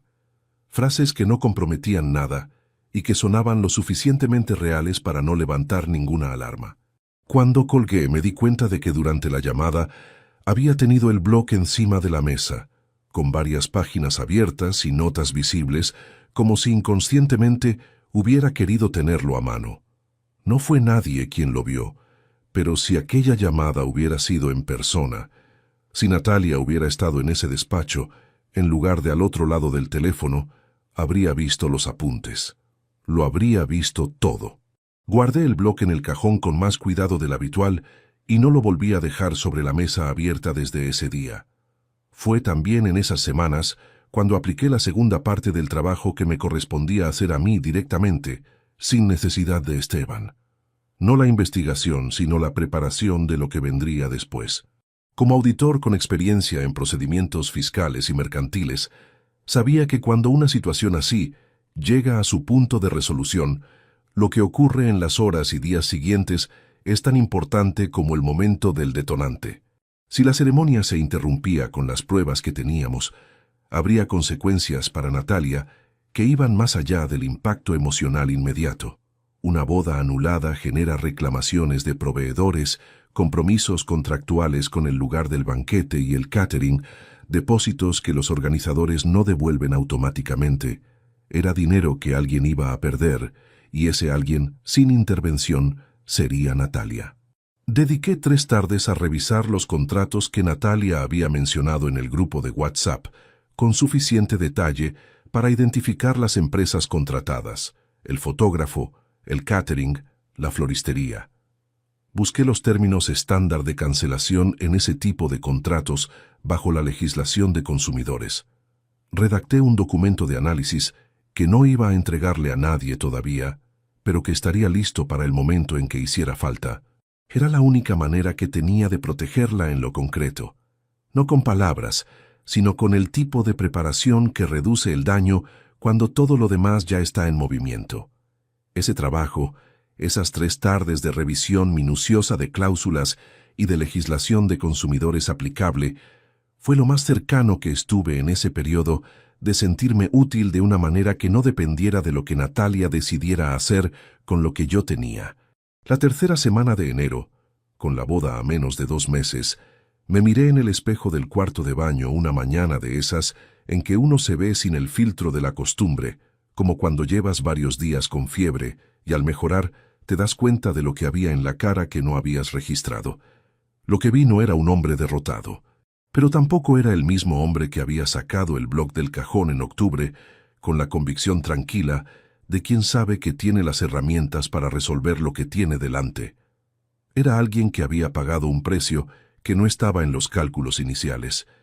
El precio de saber sin poder actuar todavía. El precio de una llamada de su hija con una rendija de posibilidad que él había tenido que cerrar deliberadamente para proteger lo que importaba. El precio de semanas de noches rotas y de una soledad que no se comparte porque no tiene interlocutor disponible.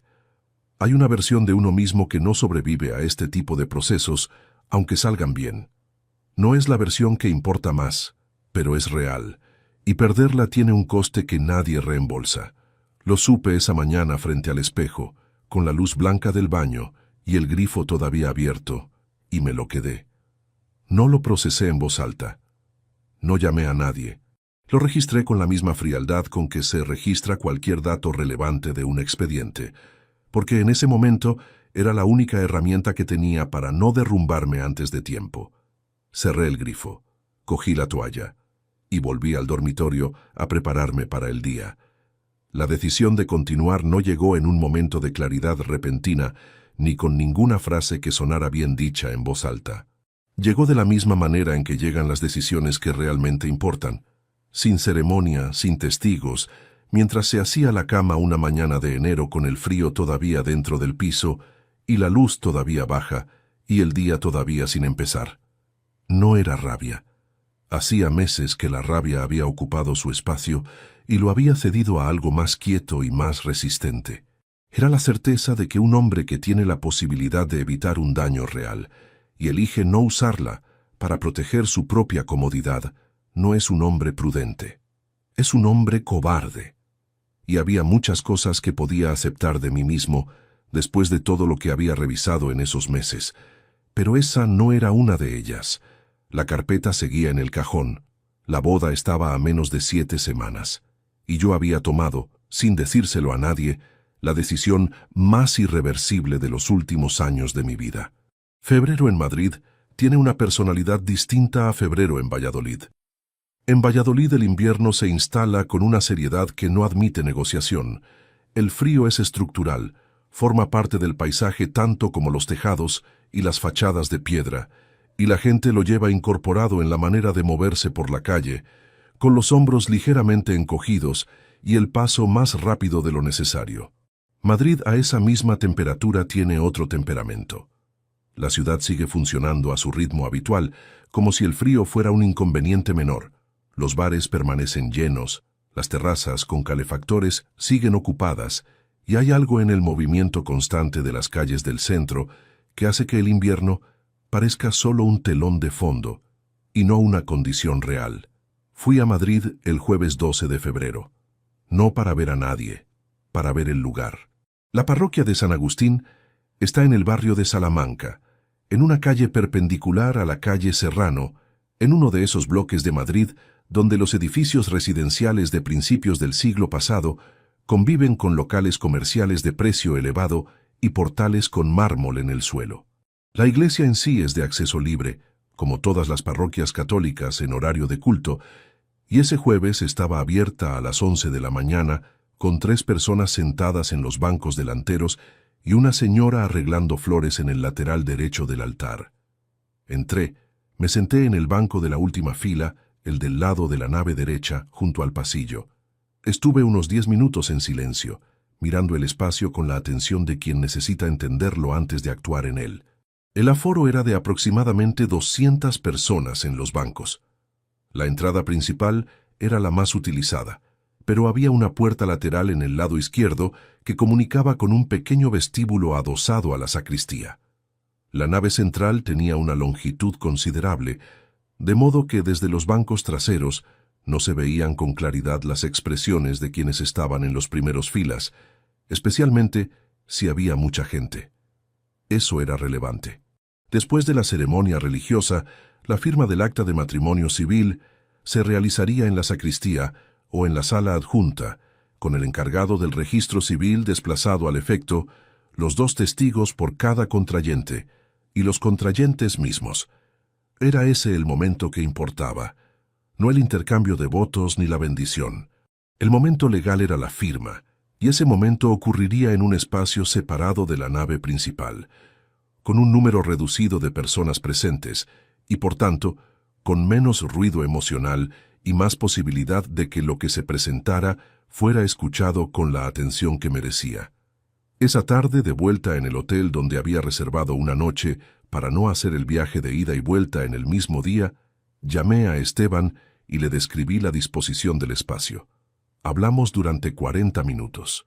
Definimos el procedimiento con la precisión que los dos aplicábamos a los trabajos que habíamos compartido durante años. El plan era el siguiente. Esteban entraría a la parroquia como cualquier asistente, sin llamar la atención, y ocuparía un lugar en los bancos centrales desde el que tuviera visión directa del pasillo principal. Yo me situaría en la última fila de la nave derecha, el mismo banco donde me había sentado ese jueves, que me permitía ver la entrada sin ser visible desde los bancos delanteros si el espacio estaba lleno. Ambos llevaríamos teléfono en silencio total, no en vibración, sino completamente mudo, con la pantalla sin luz automática. El momento de actuar no sería durante la ceremonia religiosa. Interrumpir una celebración sacramental no era el objetivo ni habría servido al propósito. El objetivo era el registro civil, que era donde residía la ilegalidad real. El plan era que Esteban se adelantara al desplazamiento hacia la sacristía, interceptara al funcionario del registro civil antes de que comenzara el acto formal y le entregara en mano la documentación, la copia certificada del matrimonio vigente de Marcos en Málaga y el resumen del informe de Esteban con las referencias de procedimiento que permitían verificarlo de manera inmediata. Un funcionario del registro civil que recibe documentación acreditando que uno de los contrayentes tiene un matrimonio vigente no puede proceder a formalizar un nuevo matrimonio. No es una decisión discrecional, es una obligación legal establecida en el artículo 46 del Código Civil. El funcionario estaría obligado a suspender el acto en ese momento, sin excepción posible. No necesitábamos que nadie gritara. No necesitábamos confrontación directa con Marcos. El procedimiento legal haría el trabajo. Lo que sí necesitábamos era que la documentación fuera impecable. Esteban tenía ya las copias certificadas por notario del expediente de matrimonio de Málaga. Tenía el certificado literal de inscripción expedido por el Registro Civil de Málaga, que es el documento oficial que acredita la existencia de un matrimonio y que cualquier funcionario reconocería de inmediato. Y tenía el informe complementario con el rastreo de la ausencia de expediente de divorcio en los registros consultados, aunque ese documento era de elaboración propia y tendría un valor probatorio secundario frente al certificado literal. Con eso era suficiente, más que suficiente.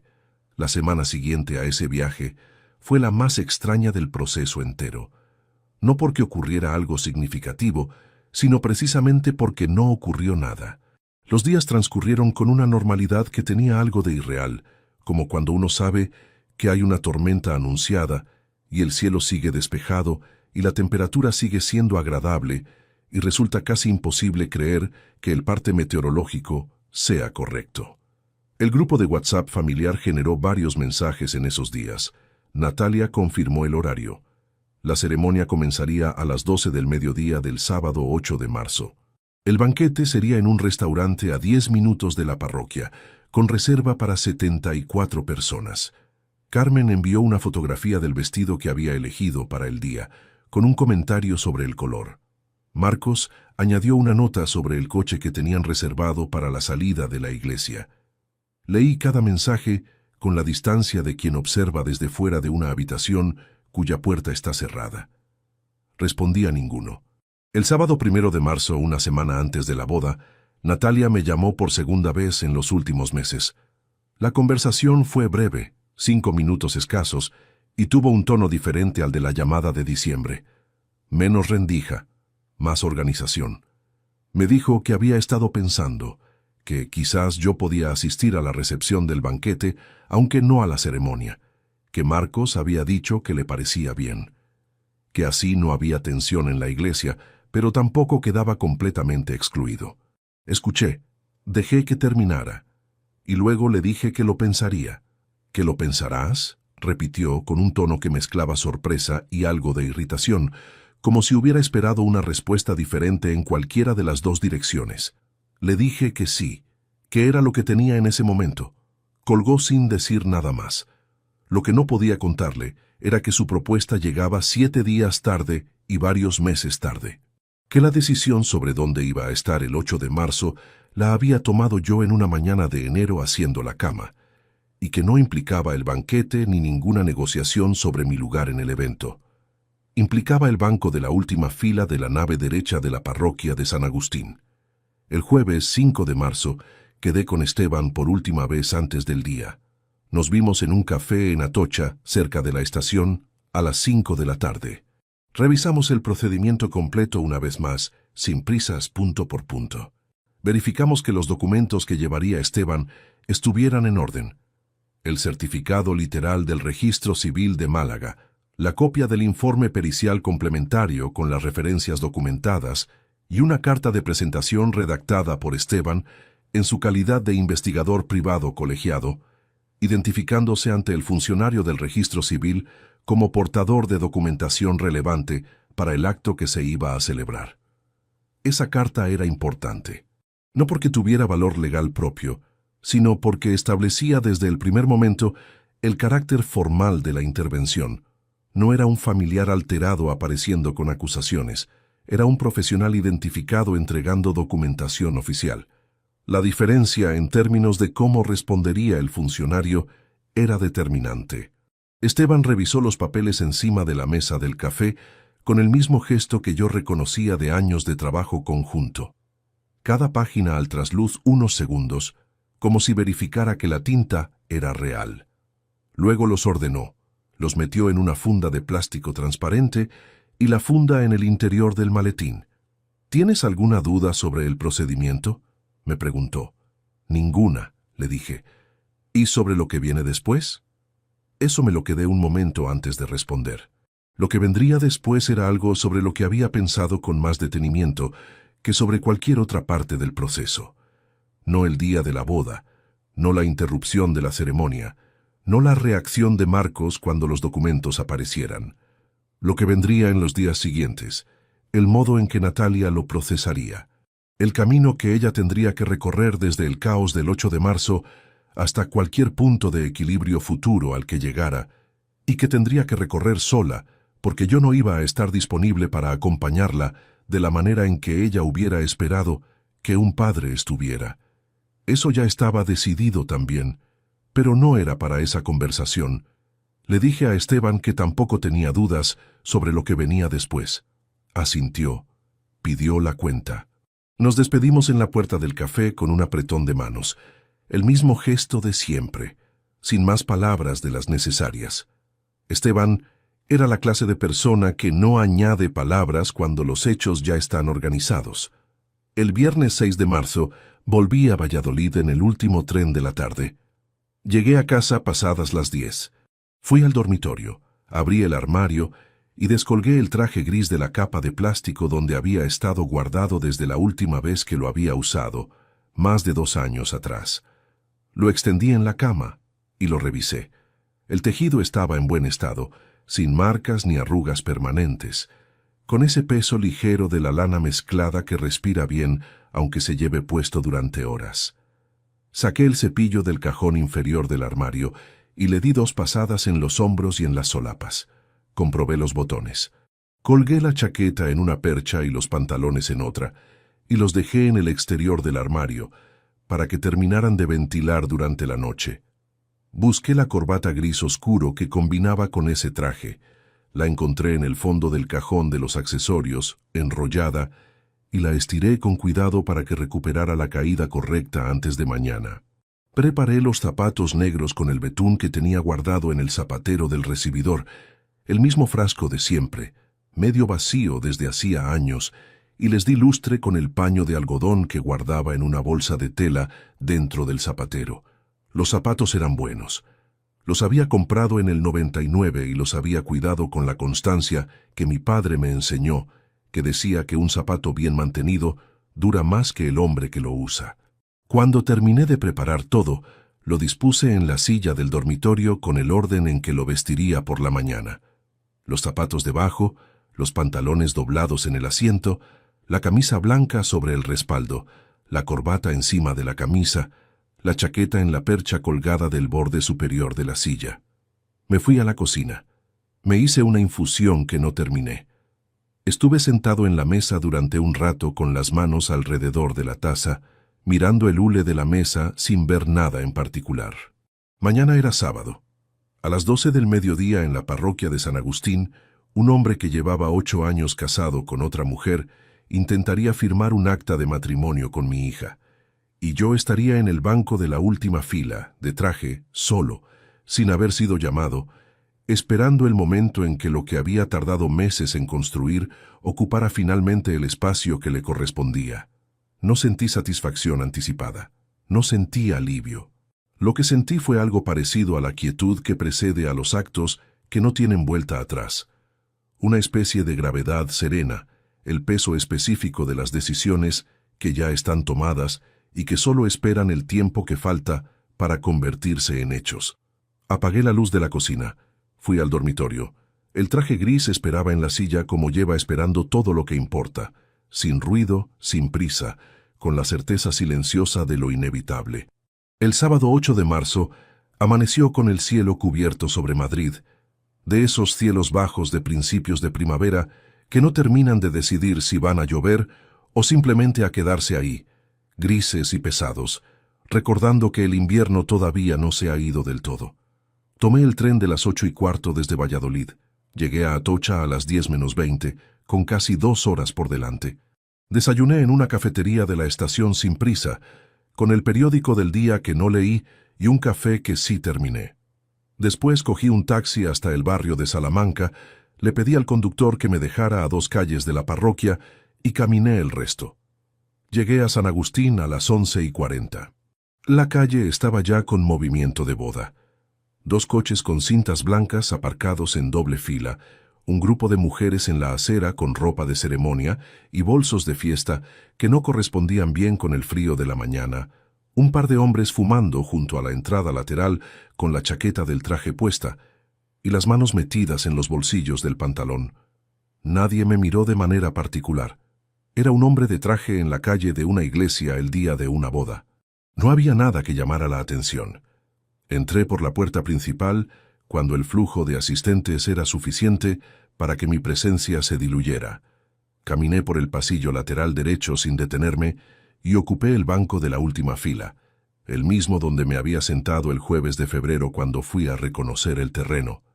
Me coloqué en el extremo del banco junto al pasillo, con la columna recta, las manos sobre los muslos y el maletín pequeño que llevaba en el regazo.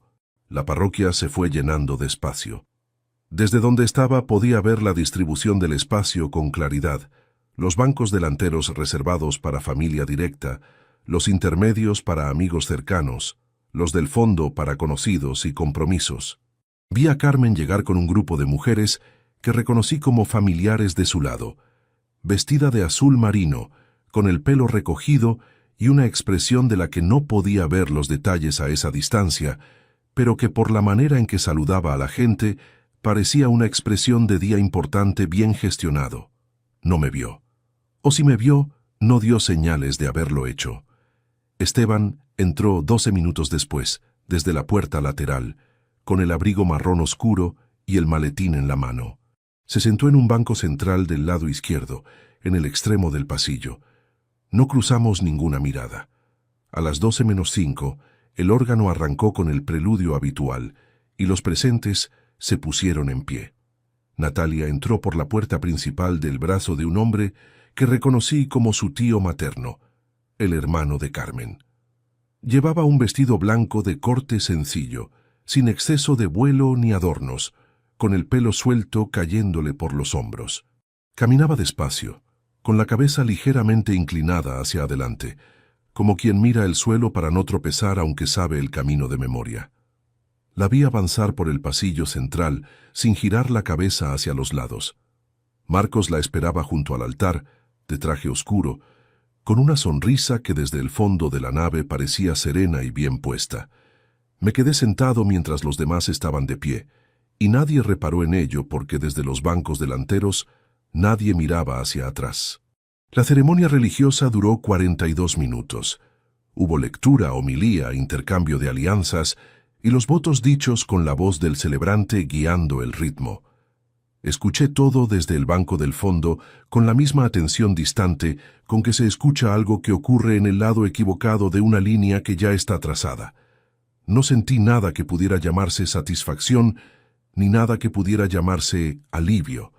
Sentí el peso específico de lo que estaba a punto de ocurrir y lo sostuve sin moverme. Cuando la bendición final concluyó y los asistentes empezaron a aplaudir, el movimiento en el altar indicó lo que Esteban y yo habíamos anticipado. El celebrante se dirigió hacia la sacristía, acompañado por Marcos, Natalia y 4 personas que presumiblemente eran los testigos de cada parte. El grueso de los invitados permaneció en la nave, poniéndose en pie, comenzando a moverse entre ellos con los abrazos y los comentarios habituales de quien espera que la pareja salga para las fotografías. Ese era el momento. Lo que ocurrió en los siguientes 8 minutos lo supe en parte por lo que vi desde la nave y en parte por lo que Esteban me contó después con detalle. Esteban salió del banco lateral y se adelantó al grupo que caminaba hacia la sacristía. Llegó al corredor antes que nadie. Identificó al funcionario del registro civil, un hombre de unos 50 años con carpeta bajo el brazo que esperaba junto a la puerta de la sacristía, y se dirigió a él con la calma de quien ha hecho ese tipo de presentación antes. Le mostró su identificación como investigador privado colegiado, le explicó en 3 frases que portaba documentación oficial de carácter urgente relevante para el acto que estaba a punto de celebrarse, y le entregó la funda con el certificado literal del Registro Civil de Málaga. El funcionario lo tomó, lo leyó. Tardó menos de 1 minuto. Cuando Marcos dobló el corredor y vio al funcionario con los documentos en la mano y a Esteban a su lado, su paso se detuvo de una manera que no fue un gesto consciente. Fue el tipo de parada que hace el cuerpo cuando el cerebro recibe en una fracción de segundo más información de la que puede gestionar. Duró apenas 2 segundos. Luego Marcos avanzó de nuevo y empezó a hablar. Desde la nave principal, donde yo seguía en el banco del fondo, no se escuchaba nada de lo que ocurría en el corredor. Lo que sí se vio fue el cambio en el ambiente del altar. Natalia, que había avanzado unos pasos hacia la sacristía, se detuvo. Uno de los testigos se asomó al corredor y volvió a entrar con una expresión que no correspondía al protocolo de ninguna ceremonia de boda. Carmen, que estaba en la primera fila y que desde su posición debió de ver antes que nadie lo que pasaba en el corredor, se levantó y caminó hacia allí. Lo que pasó después lo supe por lo que Carmen contó más tarde, y que llegó a mí de manera indirecta semanas después. El funcionario le explicó a Natalia, con la economía de palabras que usan los funcionarios cuando tienen que decir algo que no pueden suavizar, que existía documentación acreditando un matrimonio civil vigente a nombre del contrayente, y que, en consecuencia, no podía proceder a la formalización del acto. Que si había alguna irregularidad en la documentación presentada, el camino era el procedimiento legal correspondiente, no la ceremonia ese día. Marcos intentó hablar. Dijo que había un error, que los documentos estaban desactualizados, que había iniciado trámites de divorcio que todavía no habían generado certificación formal. Las palabras llegaron rápidas y con la coherencia superficial de alguien que improvisa sobre una estructura que tenía preparada para otra ocasión. Carmen le quitó los documentos de las manos al funcionario. Los leyó. Había criado a una hija con él durante 21 años y yo la conocía lo suficiente para saber que Carmen Ortega Fuentes era capaz de procesar información difícil con una velocidad que la mayoría de la gente no tiene. Cuando levantó la vista del certificado y miró a Marcos, no gritó. Habló en voz baja, con la precisión de quien ya no necesita volumen para que sus palabras tengan peso. «Sal de esta iglesia», le dijo. «Ahora». Fue en ese momento cuando Natalia me vio. No sé exactamente cuándo giró la cabeza hacia la nave. Quizás fue el instinto de buscar algo conocido cuando todo lo cercano se derrumba. Quizás fue casualidad. El caso es que sus ojos recorrieron la nave desde el altar hasta el fondo y se detuvieron en el banco de la última fila, donde yo seguía sentado, de traje gris, con las manos sobre los muslos y la espalda recta. No me moví. No sonreí. No asentí. No hice ningún gesto que pudiera leerse como victoria ni como reproche. La miré con la misma quietud con que había sostenido todo lo demás durante meses. Durante los segundos que duró ese cruce de miradas, el ruido del salón, los murmullos de los invitados que empezaban a entender que algo había salido del guión previsto, quedó en un plano completamente secundario. Luego me levanté, cogí el maletín, salí por el extremo del banco hacia el pasillo lateral, caminé hacia la puerta principal sin apresurar el paso y salí a la calle. El cielo seguía cubierto, hacía frío. En la acera de enfrente, un hombre paseaba a un perro sin mirar hacia la iglesia. Los dos coches con cintas blancas seguían aparcados en doble fila, esperando una salida que no iba a producirse. Caminé hasta la calle siguiente. Llamé a un taxi. Esperé 4 minutos en la esquina con las manos en los bolsillos del pantalón, mirando el asfalto mojado de la madrugada anterior que todavía no había terminado de secarse. Cuando el taxi llegó, entré, le di la dirección de Atocha, y durante el trayecto no dije nada y el conductor tampoco. En el tren de vuelta a Valladolid, que salía a las 2:15, fui al vagón cafetería y pedí un bocadillo de queso y una botella de agua. Me lo comí sentado en uno de los taburetes altos, con la vista en el andén todavía visible al otro lado del cristal. No tenía hambre, pero el cuerpo necesitaba algo concreto y mecánico que hacer. El tren arrancó. Durante el trayecto de regreso no llamé a nadie. El teléfono permaneció en el bolsillo interior de la chaqueta, con la pantalla apagada. Miraba el paisaje de la meseta pasar al otro lado de la ventana, los campos todavía pardos de final de invierno, las líneas de álamos junto a los cauces secos, la distancia horizontal y sin interrupciones que es la geografía natural de esta parte del país, y que a mí siempre me ha producido una especie de calma que pocas cosas consiguen producir de otra manera. Lo que había ocurrido ese día era irreversible. No en el sentido dramático de la palabra, sino en el más preciso. Ya no había ninguna versión posible de los hechos que pudiera deshacerse. Los documentos habían llegado a manos del funcionario, Marcos había quedado expuesto delante de 74 personas y el matrimonio no había podido celebrarse. Eso era un hecho, no podía dejar de serlo. En los días que siguieron al 8 de marzo, tomé las decisiones que había estado preparando durante semanas con la misma metodología con que había preparado todo lo anterior.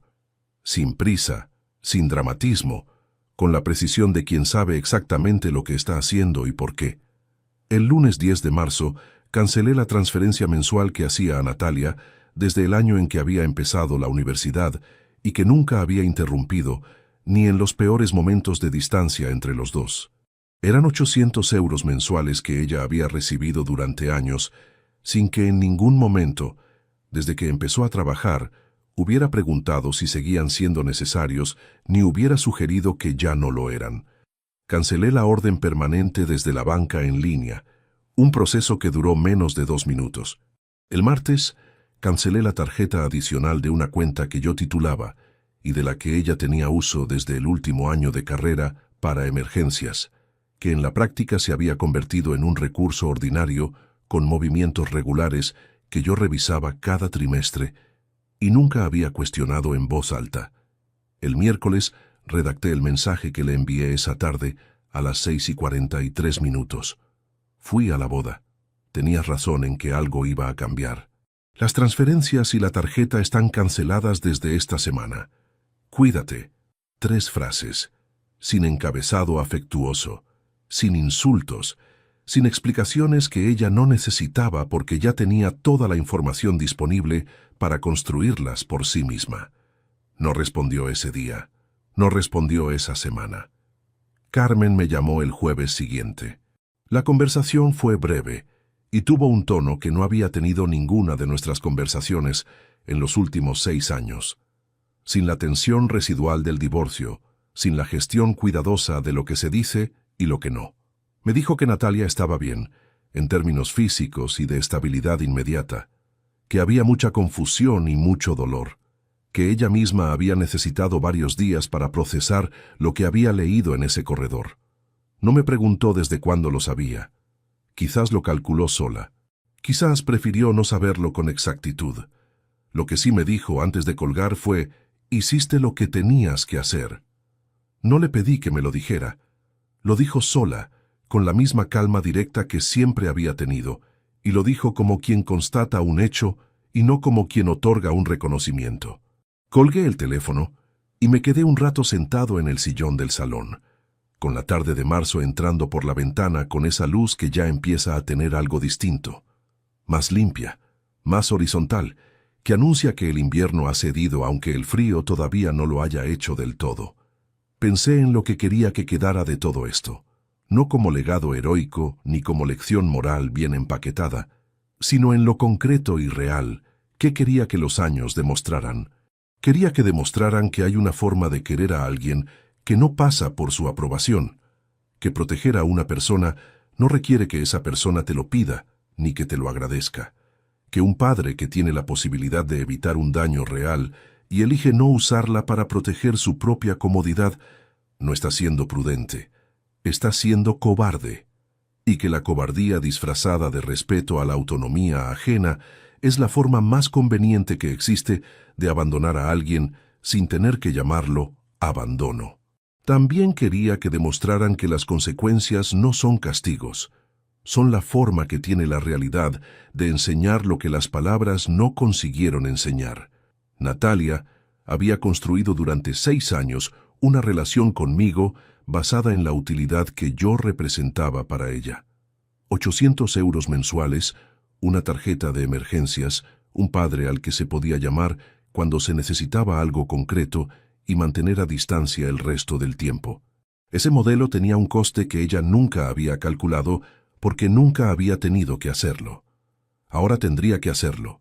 Y eso, a largo plazo, era más útil para ella que cualquier conversación que yo hubiera podido tener con su madre sobre la importancia de mantener el vínculo paterno-filial.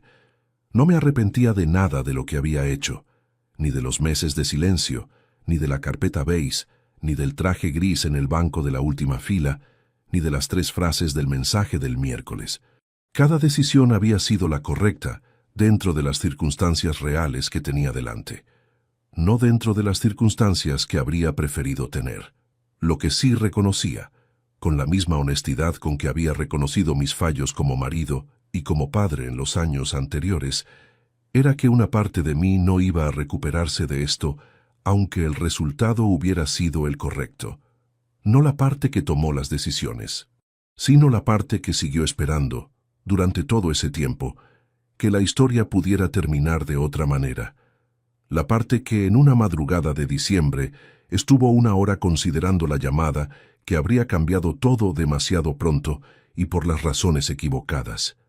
Esa parte no iba a estar disponible de la misma manera en el futuro, no porque hubiera desaparecido, sino porque había aprendido algo que no tiene vuelta atrás, que el amor sin reciprocidad no es sostenible de manera indefinida, y que llega un punto en que sostenerlo a cualquier precio no es una virtud, sino una elección de no verse a uno mismo con claridad. Lo que había guardado en el cajón del escritorio en octubre, con la forma de 3 líneas en un bloc de notas, se había convertido en algo que terminó una boda, expuso a un hombre que llevaba años operando sin consecuencias, y le devolvió a mi hija, aunque ella todavía no pudiera verlo así, la posibilidad de construir algo real sobre una base real. El tren de vuelta del 8 de marzo llegó a Valladolid a las 4:15 de la tarde. Entré a casa, colgué el traje gris en su capa de plástico, lo devolví al armario y cerré la puerta. Al pasar por el pasillo, me detuve frente a la fotografía enmarcada entre el perchero y el cuarto de baño. Natalia, con 3 años, la chaqueta roja con botones de madera, yo con el pelo más oscuro y la mandíbula sin la tensión que vino después. Estuve mirándola el tiempo suficiente para ver lo que llevaba años sin ver, que ese hombre de la fotografía no había desaparecido, que seguía siendo él, que entre los dos había una distancia que se medía en elecciones, sí, pero que las elecciones de los últimos meses habían sido las correctas y que eso tenía un peso que ninguna otra cosa podía reemplazar. Fui a la cocina, puse agua a calentar, y por primera vez en muchos meses el silencio del piso no pesaba. Si te gustó esta historia, dale like al video, suscríbete al canal y comparte tus impresiones en los comentarios. Para escuchar la próxima historia, haz clic en la caja de la izquierda. Gracias por vernos.